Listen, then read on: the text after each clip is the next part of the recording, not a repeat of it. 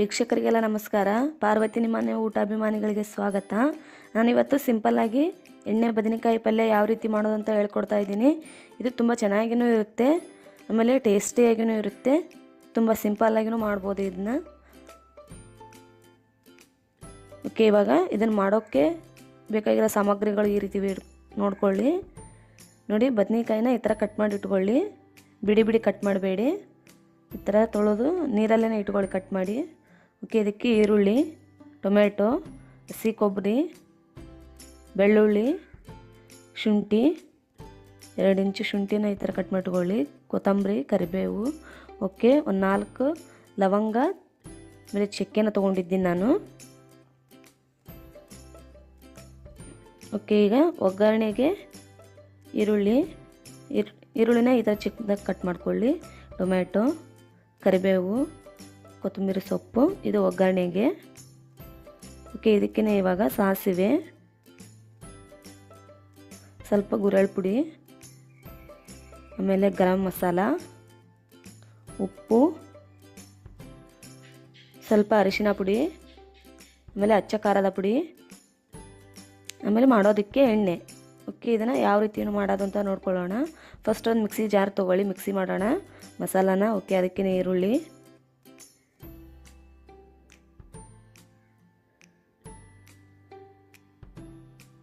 Okay, ಅದಕ್ಕೆ ಇವಾಗ tomato ಹಾಕ್ಕೊಳ್ಳಿ. ಹಸಿ ಕೊಬ್ಬರಿನೂ ಹಾಕ್ಕೊಂಬಿಡಿ.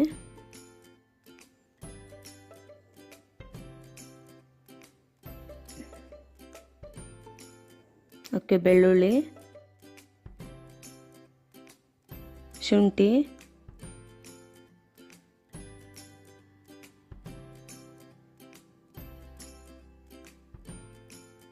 ನೋಡಿ, ಚಕ್ಕೆ, ಲವಂಗ, ಓಕೆ, ಕರಿಬೇವು, ಈಗ ಲಾಸ್ಟ್ ಕೊತ್ತಂಬರಿ ಸೊಪ್ಪು.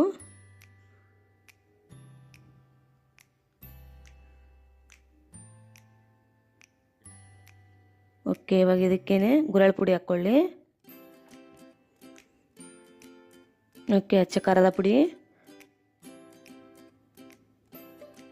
ಸ್ವಲ್ಪ ಗರಂ ಮಸಾಲ, ಅರಿಶಿನ ಪುಡಿ. ನಾವು ಎಲ್ಲವನ್ನು ಒಮ್ಮೆಕ್ಲೆ ಮಿಕ್ಸಿಯಲ್ಲಿ ಮಾಡಿಬಿಡೋಣ, ಆಮೇಲೆ ಬೇರೆ ಬೇರೆ ಹಾಕ್ಕೊಳೋದು ಬೇಡ. ಓಕೆ, ಇದಕ್ಕೇ ಉಪ್ಪು ನೋಡಿಬಿಟ್ಟು ಹಾಕ್ಕೊಳ್ಳಿ, ಆಮೇಲೂ ಸ್ವಲ್ಪ ಹಾಕ್ಕೊಳ್ಳೋಣ. ಇದು ಮಸಾಲೆಗೆ ಅಷ್ಟು ಹಾಕ್ಕೊಳ್ಳಿ. ಓಕೆ, ಇವಾಗ ಮಿಕ್ಸಿ ಮಾಡಿಬಿಡೋಣ ಇದನ್ನ. ನೋಡಿ, ಈ ಥರ ಮಿಕ್ಸಿ ಮಾಡಿದ್ದೀನಿ ನಾನು. ನೋಡಿ, ಈ ಥರ ಪೇಸ್ಟ್ ಮಾಡ್ಕೊಳ್ಳಿ. ಓಕೆ, ಇದನ್ನ ಇವಾಗೇ ಒಂದು ಪ್ಲೇಟಿಗೆ ತೆಗೆದುಬಿಡೋಣ. ನೋಡಿ, ಈ ಥರ ಒಂದು ಪ್ಲೇಟಿಗೆ ತಕ್ಕೊಂಬಿಡಿ.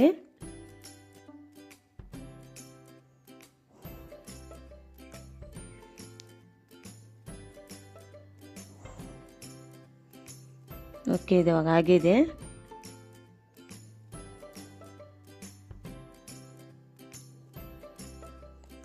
ನೋಡಿ, ಇವಾಗ ನಾ ಏನು ಕಟ್ ಮಾಡಿ ಇಟ್ಕೊಂಡಿದ್ನೋ ಆ ಬದನೆಕಾಯಿನ ನೀರು ತೆಗೆದು ಈ ಥರ ಒಳಗಡೆ ತುಂಬ್ತಾ ಇದ್ದೀನಿ.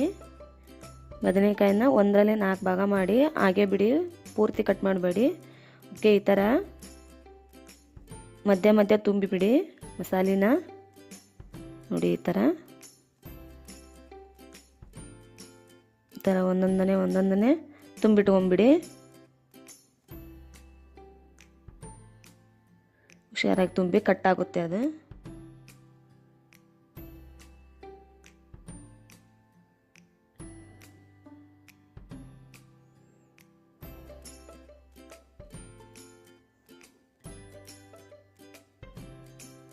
ಆದಷ್ಟು ಬದನೆಕಾಯಿನ ಮುಳ್ಳಿರೋದು ನೋಡಿ ತೊಗೊಂಬರ್ರಿ, ಅದೇ ಟೇಸ್ಟ್ ಚೆನ್ನಾಗಾಗೋದು ಮುಳ್ಳು ಬದನೆಕಾಯಿ.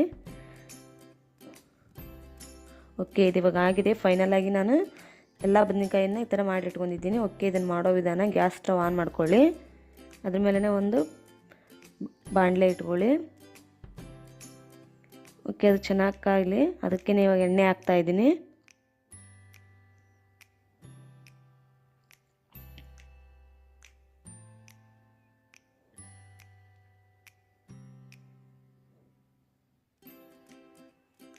ಓಕೆ, ಎಣ್ಣೆ ಚೆನ್ನಾಗಿ ಕಾದ್ಮೇಲೆ ಸಾಸಿವೆ,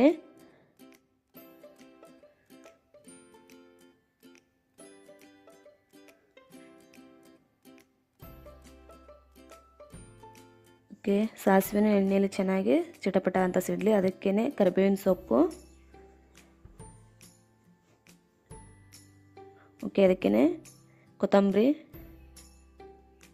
ಓಕೆ, ಸಣ್ಣದಾಗಿ ಹೆಚ್ಚಿಟ್ಟಿರುವಂಥ ಈರುಳ್ಳಿ ಹಾಕ್ಕೊಂಡು ಚೆನ್ನಾಗಿ ಫ್ರೈ ಮಾಡೋಣ. ನೋಡಿ ಈ ಥರ ಸ್ವಲ್ಪ ಎಣ್ಣೆ ಜಾಸ್ತಿನೇ ಹಾಕಿ. ಓಕೆ, ಇದಕ್ಕೇ ಟೊಮೆಟೊ. ಓಕೆ, ಈಗ ಚೆನ್ನಾಗಿ ಕೈ ಆಡಿಸಿ.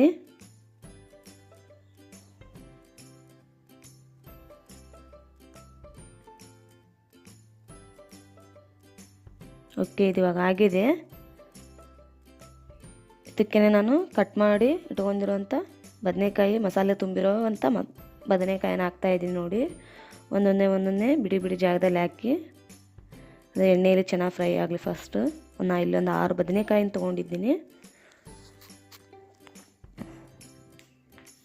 ಓಕೆ, ಇವಾಗ ಟರ್ನ್ ಮಾಡಿ ಎಣ್ಣೆಯಲ್ಲಿ ಚೆನ್ನಾಗಿ ಬೇಯಲಿ ಬದನೆಕಾಯಿ. ಓಕೆ, ಈಗ ಈ ಥರ ಬೇಯ್ದಿದೆ ನೋಡಿ. ಓಕೆ, ಇದಕ್ಕೇನೆ ಇವಾಗ ನಾನು ಉಳಿದಿರೋವಂಥ ಮಸಾಲನೂ ಹಾಕ್ತಾಯಿದ್ದೀನಿ. ಏನು ಬದನೆಕಾಯಿ ತುಂಬಿ ಉಳಿದಿತ್ತೋ ಆ ಮಸಾಲನೂ ಹಾಕ್ಕೊಳ್ತಾ ಇದ್ದೀನಿ. ನೋಡಿ, ಈ ಥರ ಹಾಕ್ಕೊಂಡು ಚೆನ್ನಾಗಿ ಮಿಕ್ಸ್ ಕೊಡಿ. ಇದು ಹಸಿ ವಾಸನೆ ಎಲ್ಲ ಹೋಗಲಿ.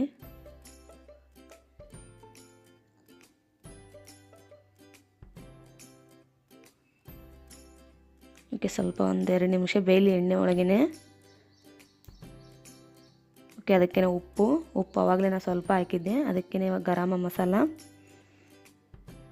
ಓಕೆ, ಅದನ್ನು ಚೆನ್ನಾಗಿ ಮಿಕ್ಸ್ ಕೊಟ್ಬಿಡಿ ಈ ಥರ.